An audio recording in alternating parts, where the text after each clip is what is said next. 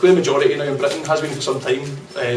Polls vary from 55% to up to 79%, 80% in the last few months. Quite clearly the British public don't support this war either, and the vast majority of Afghans have never supported it. There's a growing understanding there, which is something we can take heart from. So certainly I can say tonight that the British general election should be coming up in the next, I believe, the next 6 weeks or so. I pledge that at every opportunity I've got, every meeting I attend, every time I'm on the street, and to the other candidates of the big parties, the ones with power as well, I'll be making the case for the troops to be brought home immediately, for Afghanistan's future to be decided by Afghans, and if our country, if our government wants to have any if they want to do anything for Afghanistan, they can take that, the billions that they spend on occupying the place, on guns and tanks and bombs, and what they can do is they can use that money for economic development in Afghanistan, so that the talent of many Afghans that's been wasted is able to flourish, and at last that country can get some peace and some security and some development. And that I think is the position that all of us need to reiterate on Afghanistan, because I think there is an opportunity now. Even the Sun, the Daily Star, and newspapers like that seem to have come out in favour of withdrawal. So I think that a big push on the government, and we could get a big movement, and we can make it happen sooner rather than later. I mentioned the cost there. Obviously the cost of the war is not my main reason for wanting to bring troops out of Afghanistan, but it is absolutely monumental, and it's disastrous for the British economy to be losing so many billions of pounds each year for no worthwhile return. I think there is an assumption by a lot of businesses like BP that they'll be able to use Afghanistan as a pipeline for gas from the Central Asian republics like Uzbekistan and Tajikistan, so they don't have to go through Russia. But I don't work for BP. I don't know if anyone in this room does, but I don't think many of us would benefit from those gas pipelines. So cutting that military budget is a sort of cut that we can support. Cuts are on the agenda big time in this election, of course.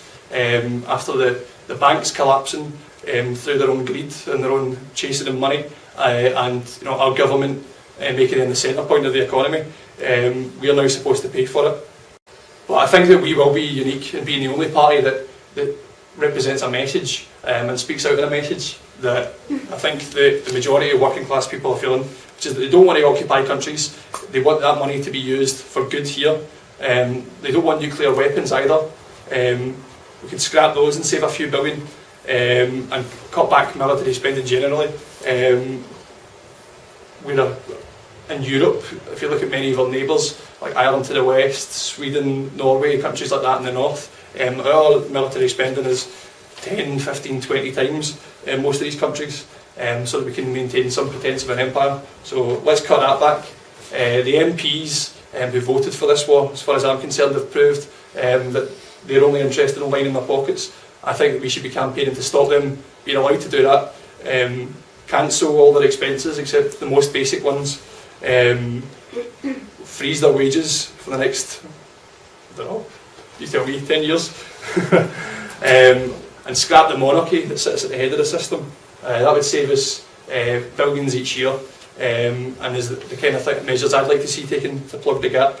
The banks, of course, were bailed out by the government with no control. The plan the government has now is to allow them just to carry on making profit at our expense. I say that the days of profitising for banks should be finished, and a people's government, a real Labour government, would have made sure that happened. Unfortunately, we don't have a real Labour government anymore, not under New Labour.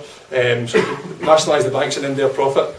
And I think that the message that we'll be carrying out is opposition to imperialism, and at home, if you want to address the problems we have here, to do with poverty, rising unemployment, wages being dropped, pensions being dropped, etc. That's what we are facing now. The way to get out of an economic downturn is not to make cuts, is not to drive people into unemployment. The way that every country has ever gotten out of a big economic downturn is to make sure people are in work, make sure people are paying taxes, and that would mean that we're going to have to find that money by asking the wealthier members of society, the elite, who have gotten away with so much over the last 10, 12 years of Labour rule. They're going to have to start paying more now. They're going to have to be like, they're going to have to face accept some responsibility, like their partners in Germany, who a few months ago, millionaires in Germany, were protesting, calling on the government to tax them more, because they saw it as some form of social responsibility. Unfortunately, not the British elite not quite so willing to give up so much. I presume it's probably because of the bad example that we've set on demonstrations. Maybe it's made them unwilling to come out into the streets. But they're going to have to, as far as I'm concerned, they're the ones who should have to bite the bullet on this.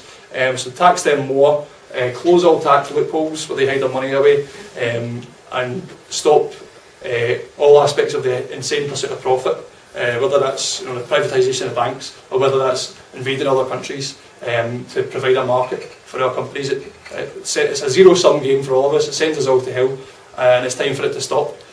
So again, I pledge to you that I'll be campaigning troops out now, and tax the rich, don't cut public services.